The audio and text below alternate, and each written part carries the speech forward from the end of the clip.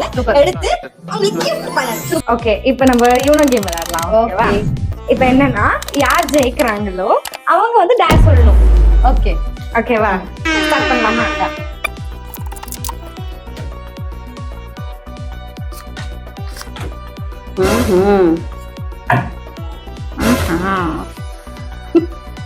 Game பெருசா போயிட்டே இருக்கும்.